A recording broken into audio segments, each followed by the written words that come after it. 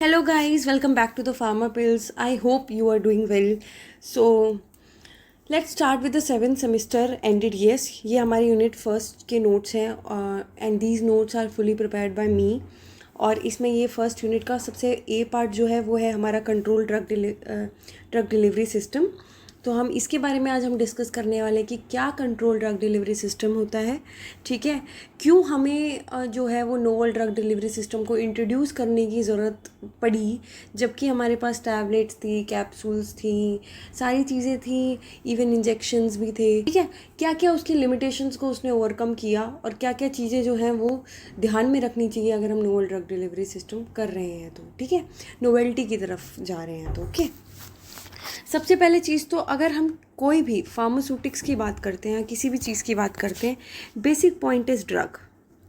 ठीक है, सबसे बेसिक पॉइंट है हमारा ड्रग, और ड्रग को हमें क्या कर रहा है, उसको हमें डिलीवर करना है. ठीक है, तो ड्रग की डिलीवरी के लिए हम कुछ मेथड्स का इस्तेमाल करेंगे. जैसे कोई भी टैबलेट है, उसको अगर मुझे ट्रांसपोर्ट करना है यहाँ A to B, तो मैं किसी मोड ऑफ ट्रांसपोर्टेशन का इस्तेमाल करूँगी, ऑटो का, ट्रक का, किसी भी चीज़ का मैं कर सकती हूँ. सेम ऐसे ही यहाँ पर अगर मेरी पर्टिकुलर ड्रग है जिसके पास इतनी कैपेबिलिटी है कि वो डिजीज़ को ट्रीट कर सकती है, तो उसको डिलीवर करने के लिए हमारी बॉडी में टारगेटेड या लोकलाइज एक्शन पे पहुँचाने के लिए हमें एक सिस्टम की ज़रूरत होती है. ठीक है, ड्रग डिलीवरी सिस्टम की बात हम कर रहे हैं. ओके, तो सबसे पहले तो ड्रग को जब हम एडमिनिस्टर करते हैं थ्रू वेरियस रूट, ऑलरेडी हमको पता है कि बहुत सारे रूट अभी अवेलेबल हैं, जैसे कि ओरल हो गया, टॉपिकल हो गया, पेरेंटल हो गया. ठीक है, ये सारे रूट जो है वो हम डे टू डे लाइफ में देखते ही हैं. लेकिन ये जितने भी रूट्स हैं, ठीक है, उसमें से सबसे कॉमन रूट कौन सा है? Oral route. क्यों कॉमन है ओरल रूट? तुम खुद ही इमेजिन करो, अगर तुम्हें बोला गया कि तुम्हारे सिर में दर्द हो रहा है तो सबसे पहले तुम्हारे दिमाग में क्या आएगा? टैबलेट और पानी. कॉमन है और कन्वीनियंट और पॉपुलर रूट है. क्यों पॉपुलर है? Because of convenience of administration. ठीक है, आसानी से हम इसको एडमिनिस्ट्रेट कर सकते हैं. ठीक है, हम जो बेसिकली पेरेंटल्स होते हैं उसके अंदर हमें क्या चाहिए? इंजेक्शंस चाहिए. यहाँ पे कोई इंजेक्शन, किसी को दर्द होता है, किसी को नहीं होता. इसमें क्या है, कुछ दर्द नहीं हो रहा, सिर्फ हमें चीज़ों को गटकना है. ठीक है, तो कन्वीनियंस ऑफ एडमिनिस्ट्रेशन हो गया. दूसरा पॉइंट क्या है? ईजी टू कैरी है. जो हमारा ओरल रूट होता है वो क्या है हमारा? Easy to carry. ठीक है, आसानी से हम उसको कैरी कर सकते हैं, जेब में रख के लेके जा सकते हैं, कहीं भी लेके जा सकते हैं. ठीक है, ईजी ऑफ प्रिपरेशन या एज ऑफ प्रिपरेशन, बेसिकली हम इसको जो भी इंडस्ट्री लेवल पे है वो हम उसको बहुत आसानी से बना सकते हैं. नाउ सी कि जो हमारा कन्वेंशनल डोसेज फॉर्म है उसके अंदर कौन कौन सी ऐसी लिमिटेशंस हैं जो प्रेजेंट थी, जो हमने ओवरकम करी है through novel drug delivery system. Clear है? Now first point is the frequency of administration in a day और डोजेज रेजिमेन इज हाई. इसका मतलब क्या है? जो हमारी कन्वेंशनल डोसेज फॉर्म है उसकी जो फ्रीक्वेंसी ऑफ एडमिनिस्ट्रेशन है डे की, मतलब एक दिन के अंदर. देखो, कोई भी चीज़ होती है, मैंने कोई भी मेडिसिन ली, कुछ भी ली, तो मेरे को एक पर्टिकुलर एक्शन चाहिए उसका, और उसका एक्शन होने के लिए उसकी पर्टिकुलर थेरेपेटिक विंडो जो है वो हमारी मेंटेन होनी चाहिए. क्लियर है इतना पॉइंट? तो इसको मेंटेन करने के लिए, जैसे कि मेरा सर दर्द हो रहा था, मैंने एक गोली ली. एक गोली लेने के बाद उसका असर रहा 2 घंटे. ठीक है, 2 घंटे के बाद मुझे वापस सिर में दर्द होने लग गया. फिर मैंने एक गोली ली, फिर उसका असर रहा 2 घंटे. फिर मैंने एक गोली ली, फिर उसका असर रहा 2 घंटे. अब इसके अंदर मुझे बार बार ये जो लेनी पड़ रही है, इधर इधर इधर, इससे मेरी जो फ्रीक्वेंसी है वो मेरी इंक्रीज़ हो रही है. अगर फ्रीक्वेंसी मेरी इंक्रीज़ हो रही है तो पेशेंट का जो कन्वीनियंस है, मतलब मेरे को बार बार लेनी पड़े तो मैं परेशान हो रही हूँ ना, तो पेशेंट का कन्वीनियंस क्या हो रहा है? मेरा डिक्रीज़ हो रहा है. इसी चीज़ को कम करने के लिए हमने नोवल ड्रग डिलीवरी सिस्टम बनाया, जिसके अंदर क्या है, जैसे कि आप देख सकते हो, कंट्रोल ड्रग डिलीवरी सिस्टम. मतलब हम किसी भी मेडिसिन को एक बार देंगे और वो काफ़ी टाइम तक सस्टेन रहेगी. समझ में आया? तो वही हमारा हो जाता है कंट्रोल, कि हमने उसको कंट्रोल, उसकी जो ड्रग की जो डिलीवरी है उसको हमने कंट्रोल किया है, वो हमारा क्या हो जाएगा? Control drug delivery system. I hope this point is clear. तो सबसे पहला लिमिटेशन जो है वो कन्वेंशन की आपके दिमाग में ये आना चाहिए, फ्रीक्वेंसी जो है वो डिक्रीज़ हो गई, हमें बार बार गोली नहीं लेनी पड़ रही है. ठीक है, उसके बाद difficult to monitor the daily dose. अब उसके बाद डेली डोज को जो है वो हमें मॉनिटर करना पड़ता था और उसको मेंटेन करना पड़ता था. कन्वेंशनल के केस में अगर मैं भूल गई गोली लेना, तो मेरा डोज अगर मेरा मिस हो गया, अगर मिस डोज हो गया, तो उसकी वजह से वही सेम प्रॉब्लम कि मेरी थेरेपेटिक विंडो मेंटेन नहीं हो पाएगी।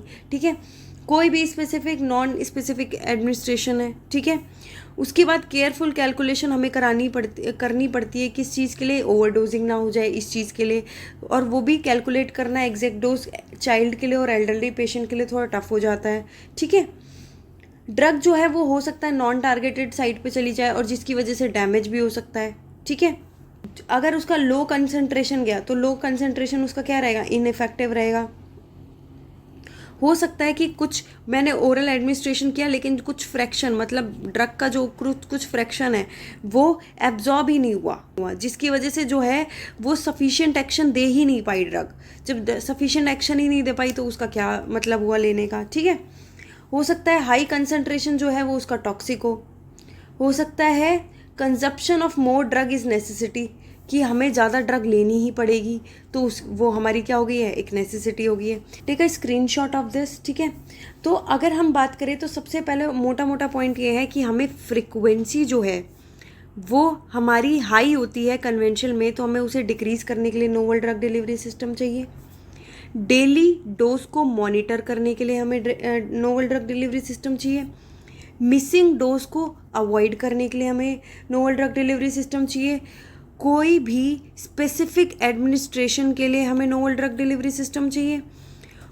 कैलकुलेशन जो है वो कन्वेंशनल में करनी पड़ती है, ये कैलकुलेशन फ्री होता है। ठीक है, इसमें कैलकुलेशन नहीं करनी पड़ती, उसमें चांस होता है कि नॉन टारगेटेड साइट पे चली जाए, तो हमें टारगेटेड डिलीवरी के लिए भी हमें क्या है, नोवल ड्रग डिलीवरी सिस्टम करना होता है। हो सकता है उसका लो कंसंट्रेशन हो, तो लो कंसंट्रेशन इनइफेक्टिव हो, नॉन इफेक्टिव हो। ठीक है, तो उसके लिए हमें जो है वो नोवल ड्रग डिलीवरी सिस्टम चाहिए। हो सकता है हाई कंसंट्रेशन जो है वो टॉक्सिक हो, इसलिए हमें नोवल ड्रग डिलीवरी सिस्टम चाहिए। समझ में आ रहा है? तो ये जितने भी पॉइंट्स हैं वो आपको पता होने चाहिए कि इन सभी डिसएडवांटेजेस की वजह से हम NDDS की तरफ आए थे। क्लियर है? अब जैसे कि ये, अब यहाँ पे देखो, ये हमारा प्लाज्मा ड्रग कंसंट्रेशन है, यहाँ पे टाइम है। क्लियर है? जैसे जैसे हम ये देख रहे हैं कि टाइम के साथ साथ हमारा ड्रग का कंसंट्रेशन ब्लड स्ट्रीम में किस तरीके से बिहेव कर रहा है। क्लियर है? Via this graph. तो अगर हम बात करें तो ये क्या है, हमारा onset of time. Onset of time मतलब यहाँ से एक्शन आना हमारा स्टार्ट हुआ। ठीक है, यहाँ से एक्शन आना स्टार्ट हुआ तो ये इधर से गई, क्यों, बिकॉज अभी एब्जॉर्प्शन क्या है, मैक्सिमम होगी, उसके बाद धीरे धीरे करके डिक्रीज होगी, तभी तो वो एलिमिनेट हो जाएगी बाद में। ठीक है, तो ये जितना भी है यहाँ से लेके यहाँ तक, ये जो मेन है यहाँ से लेके यहाँ तक, इधर क्या हो रहा है, duration of action. This is our duration of action. इतने टाइम के लिए ड्रग ने जो है वो अपना असर दिखाया है, और ये जो है ये है maximum safe concentration. See, this is the maximum safe concentration. इसके ऊपर अगर ड्रग जाएगी तो वो क्या है, टॉक्सिक इफेक्ट क्रिएट करेगी, और इसके नीचे जो जाएगी तो इसका मतलब क्या है, कोई भी इफेक्ट नहीं क्रिएट करेगी, नो इफेक्ट। तो हम जो है, अगर हमें किसी भी ड्रग का इफेक्ट चाहिए तो वो हमारी थेरेपेटिक विंडो के अंदर आनी चाहिए या थेरेपेटिक रेंज के अंदर आनी चाहिए। ये है मैक्सिमम सेफ कंसंट्रेशन, ये है मिनिमम इफेक्टिव कंसंट्रेशन, कि मिनिमम लेवल है मिनिमम इफेक्टिव कंसंट्रेशन, इसके नीचे जाएगी तो कोई भी इफेक्ट नहीं आएगा। ठीक है, this is onset of action, या फिर आप यहाँ पे बोल सकते हो ये हमारा Cmax है, यहाँ पे कंसंट्रेशन मैक्स है। देखो ये हाईएस्ट पॉइंट है पीक का, तो ये हमारा क्या हो जाएगा, Cmax। ये क्या है, AUC, that is area under curve, area under curve. ठीक है, यहाँ पे ये क्या है, ये हमारा, ये देखो ये क्या है हमारा, ये है हमारा Tmax। ये क्या है हमारा Tmax।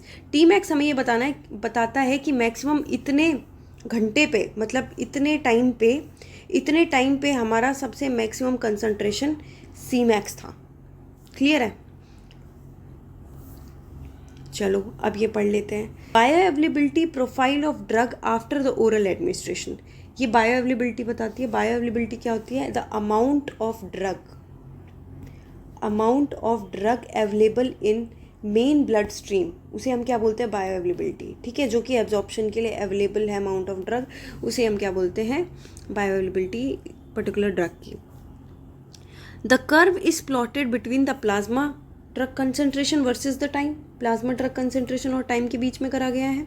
Showing all the pharmacokinetic parameter, ये जितनी भी चीज़ें हैं देखो ADME, absorption, distribution, metabolism, elimination, ये क्या है हमारे फार्माकोकाइनेटिक पैरामीटर्स हैं।